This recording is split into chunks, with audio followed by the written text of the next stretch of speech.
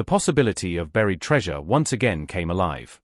For centuries, Oak Island had guarded its secrets through traps, mystery, and heartbreak, resisting every attempt to unlock its hidden fortune.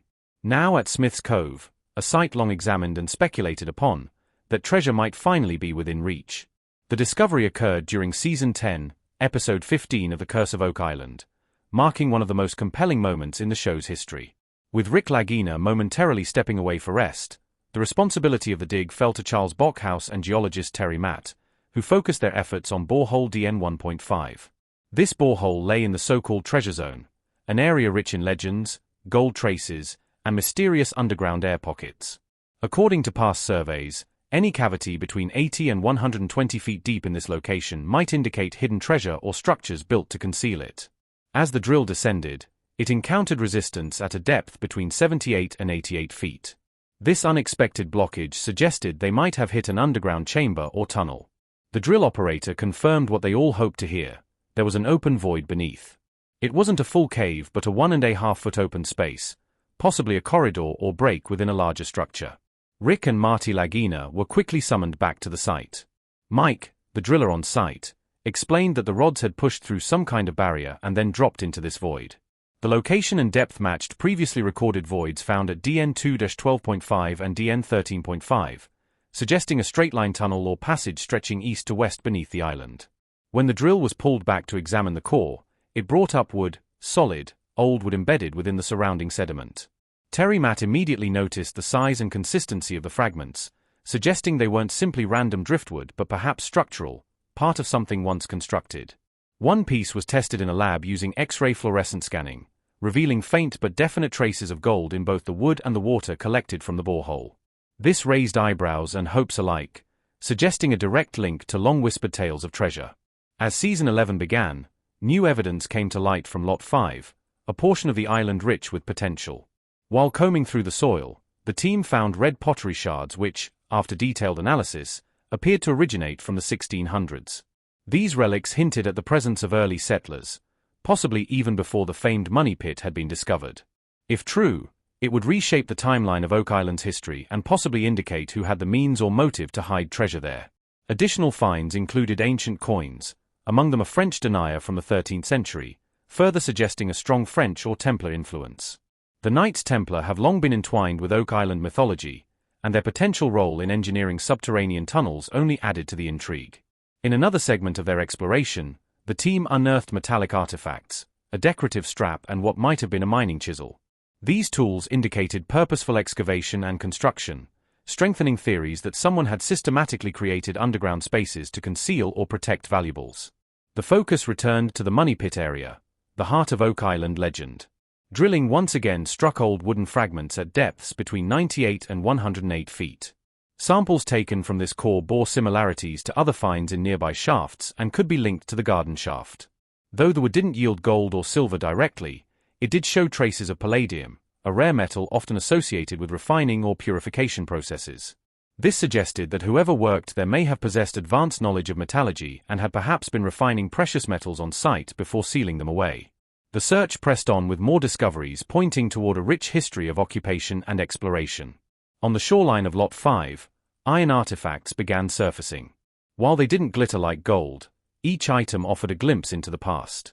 Gary Drayton and his team undertook another metal detection sweep near the beach, not far from where archaeologists were actively digging. The area they chose to investigate was marked by unusually high metal content, and it aligned with a curious circular feature mapped on Lot 5, one that might be a buried structure or an old landing site. Gary suggested that this part of the beach might have once served as a trading post, a hub where boats arrived to offload cargo, possibly treasure, tools, or supplies. Peter Fornetti dug at one of the marked locations while Gary used a smaller handheld detector for precision. Soon they unearthed a long iron object with a triangular head and sharp point. Gary identified it as a cribbing spike likely used in shipbuilding or subterranean construction. The rough craftsmanship and age suggested it could be centuries old, perhaps part of the circular feature's support or even a foundation piece from underground tunnel construction. Not long after, they uncovered another object, an odd piece of iron with a large grippable hole. Gary speculated that it might have been a handle for a larger tool, possibly even scissors. Metal analysis supported this hunch, revealing it was remarkably similar to Spanish scissors from the 16th or 17th century. If so, the artifact's presence lent weight to theories that Spanish explorers or treasure hunters may have been active on Oak Island far earlier than previously believed. As the investigation widened, the team uncovered what appeared to be an ancient rectangular foundation on Lot 5. This structure, composed of uneven rubble, seemed out of place and archaic, suggesting it had been built before the formal division of the island into lots in 1762. Helen, a seasoned archaeologist working with the team, noted that the odd construction style and the rubble pile in its center could indicate it had been built to encase or surround something important, perhaps even a marker or entrance to a hidden chamber. The finds didn't end there. They also recovered fragments of creamware dating to 1762, as well as a rare piece of porcelain teacup, the kind used by upper-class individuals or military officers. These discoveries hinted at a historical military presence on the island long before the legends of buried pirate treasure took hold. To further probe the secrets beneath the island, the team employed advanced technology, specifically muon tomography, to scan for underground anomalies near the money pit. This technology, which uses cosmic particles to measure density differences underground, revealed multiple areas of interest. One particularly dense anomaly was found 65 feet beneath the garden shaft, while others showed up at depths of 112 and even 230 feet. These signatures suggested the possible presence of tunnels, hidden chambers, or even metallic deposits buried deep below. In Episode 6, the team recovered a metal wedge from debris near the garden shaft. Gary believed it might be part of a tool used by original depositors in the 1700s. Its age, shape, and placement added another piece to the puzzle, suggesting that those who worked on the island centuries ago may have left behind more clues than anyone realized. Excitement reached a new level when a small lead item, initially mistaken for a coin, was recovered from Lot 5. Upon closer analysis, the team realized it was a lead bag seal from the 13th century. Further investigation revealed it had ties to J. Lloyd Parker and Company, a British firm known to have been active in the 1700s and associated with military provisioning. The seal's presence opened up intriguing possibilities. Was this company involved in moving supplies to or from Oak Island? Were they transporting something more valuable than just goods, perhaps guarding a secret that lay buried beneath the soil? Each of these discoveries, whether a weathered coin, a rusted nail, or broken tool, offered new insight into Oak Island's layered history. While no single item offered definitive proof of a vast hidden treasure, together they told a story of centuries-old exploration, careful construction, and the persistent human drive to hide and protect something of immense value. Gary, Rick, Marty, and the rest of the team pressed on, motivated by the idea that they were inching closer to a truth buried beneath the island's soil and bedrock. Oak Island remained as mysterious and alluring as ever. Every beep of the metal detector, every glint in the dirt, and every old foundation stone hinted at a past still waiting to be uncovered. Whether the treasure is gold, platinum, or the undeniable thrill of discovery itself, the legend continues, drawing in generations of seekers willing to risk everything in pursuit of the island's enduring secret. Even as the excavations deepened and the technology improved, the mystery of Oak Island refused to surrender easily. The team, aware of the immense challenges that had plagued past treasure hunters for over 2 centuries, remained undeterred. With every piece of iron, wood, ceramic, or trace element of gold they uncovered, a larger tapestry of historical connections began to take shape. This wasn't just about one treasure, but perhaps multiple layers of hidden history, military operations, secret societies, lost ships, and buried fortunes, all seemingly intersecting on this small patch of land in Nova Scotia. Season 11 continued with renewed focus on the garden shaft, a vertical structure suspected to connect with horizontal tunnels leading to or from the money pit. Using sonar and seismic testing, the team mapped what appeared to be voids extending in several directions. These weren't just random gaps in the bedrock, but organized directional anomalies consistent with human excavation. Beneath one area, they identified a 230-foot deep corridor that defied natural explanation. The dimensions, location, and orientation all pointed to intentional design. The working theory evolved. Someone had dug a series of underground passageways, some lined with cribbing, others left open, intended either to hide treasure or protect it from potential thieves through layers of deception and booby traps. To access deeper sections of the shaft safely, the team constructed additional scaffolding and safety platforms, allowing workers to descend without disturbing the fragile surroundings. Each trip below yielded new samples: wooden beams with axe marks, fragments of rope, and even a curious metal plate with rivets. This last item intrigued Gary and Charles, who theorized it might have come from a ship or early machinery. A metallurgical analysis confirmed the plate was composed of a copper-zinc alloy not commonly found in 18th-century North America, implying European origin, possibly French or Spanish, which dovetailed neatly with the earlier discovery of French coins and pottery on Lot 5. As work expanded near the surface, new theories were tested. The team brought in theorist Korjan Moll, who specialized in ancient symbology and mapping alignments. He proposed a geometric alignment between the garden shaft, Lot 5, and several stone markers believed to have been placed intentionally by early visitors. Using drones and lidar, they confirmed a pentagonal formation that, if intentional, could suggest the work of the Freemasons or Templar Knights, both long associated with Oak Island folklore. While skeptics argued it could be coincidence, the near-perfect symmetry and orientation toward true north added fuel to the belief that Oak Island wasn't just randomly chosen, it had been part of a grander plan centuries in the making. Meanwhile, archaeologists on Lot 5 discovered a curious rock inscription partially buried beneath moss and dirt. Once cleaned, it revealed several deep cuts forming what looked like letters or symbols. Helen suggested they could be runic or even early Latin script. If confirmed, this would represent a pre-colonial marker, perhaps a boundary stone or a coded message left by explorers who predated British colonization. The rock was carefully removed and taken to a lab for further study, where enhanced imaging techniques revealed weathering consistent with 400 to 600-year-old carvings. Back near Smith's Cove, attention shifted to a long-abandoned structure buried beneath the sand, a wooden formation resembling the remains of a dock or pier. This was not the first time such structures had been discovered on Oak Island, but the precision and complexity of this one stood out.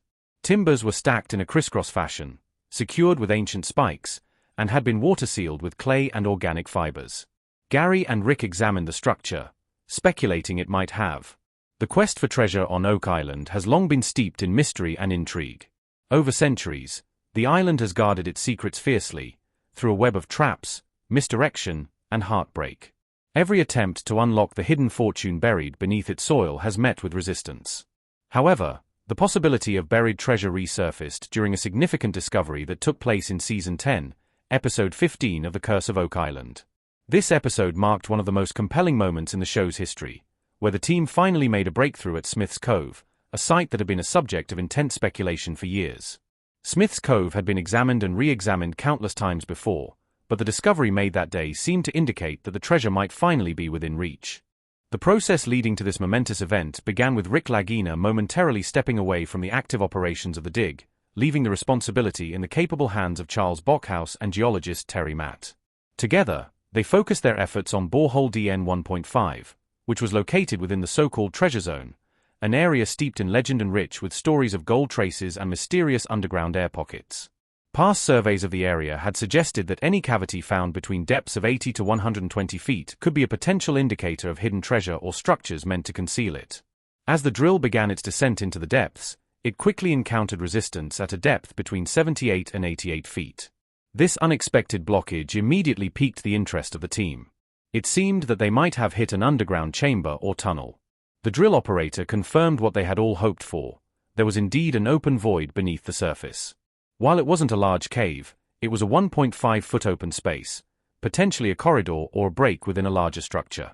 Rick and Marty Lagina were quickly summoned back to the site. Mike, the driller on site, explained that the rods had pushed through some kind of barrier and had then dropped into the void. The location and depth of the discovery matched those of previously recorded voids found in other boreholes, including DN2 to 12.5 and DN 13.5. This raised the possibility that a straight-line tunnel or passage could stretch east to west beneath the island. When the drill was pulled back to examine the core, it brought up a significant find: solid, old wood embedded within the surrounding sediment. Terry Matt immediately noticed the size and consistency of the wood fragments. They didn't appear to be random driftwood. They seemed to be structural components of something that had once been constructed. One of the pieces was tested in a laboratory using X-ray fluorescence scanning, and the results were stunning. The test revealed faint but definite traces of gold in both the wood and the water collected from the borehole. This was a significant find that raised eyebrows and hopes alike. It seemed to suggest a direct link to the long-whispered tales of treasure hidden beneath Oak Island. As the investigation continued into the following season, new evidence emerged from Lot 5, a portion of the island that had long been considered to have rich potential. While combing through the soil, the team discovered red pottery shards, which, after detailed analysis, were determined to date back to the 1600s. These relics hinted at the presence of early settlers on the island, possibly even before the famous money pit was discovered. If true, this would radically reshape the timeline of Oak Island's history and perhaps reveal who had the means or the motive to hide treasure there in the first place. Further analysis of the finds revealed ancient coins, including a French denier from the 13th century. These coins seem to suggest a strong French or even Templar influence on the island. The Knights Templar had long been entwined with Oak Island mythology, and their possible involvement in the engineering of subterranean tunnels only added to the intrigue. In another section of their exploration, the team unearthed metallic artifacts, including a decorative strap and what might have been a mining chisel. These tools suggested purposeful excavation and construction, reinforcing theories that someone had intentionally created underground spaces to conceal or protect valuables. The focus then shifted back to the Money Pit area, the heart of Oak Island legend. Drilling operations once again struck old wooden fragments at depths between 98 and 108 feet. Samples taken from this core bore similarities to other finds from nearby shafts and could possibly be linked to the famous garden shaft. Although the wood did not yield gold or silver directly, it did show traces of palladium, a rare metal often associated with refining or purification processes. This suggested that whoever had worked there may have possessed advanced knowledge of metallurgy, and perhaps had been refining precious metals on site before sealing them away. The search pressed on, and more discoveries continued to point toward a rich history of occupation and exploration along the shoreline of Lot 5. As the team continued their work, iron artifacts began to surface. While these items didn't glimmer like gold, each one provided a glimpse into the island's past. Gary Drayton and his team undertook yet another metal detection sweep near the beach, not far from where archaeologists were actively digging. The area they selected for investigation was marked by unusually high metal content, which coincided with a curious circular feature that had been mapped on Lot 5. This feature could possibly be the site of a buried structure or an old landing place. Gary hypothesized that this part of the beach might have once served as a trading post, a hub where boats could have arrived to offload cargo, possibly treasure, tools, or supplies. Peter Fornetti, an archaeologist working on the site, dug at one of the marked locations, while Gary used a smaller handheld detector for more precise results.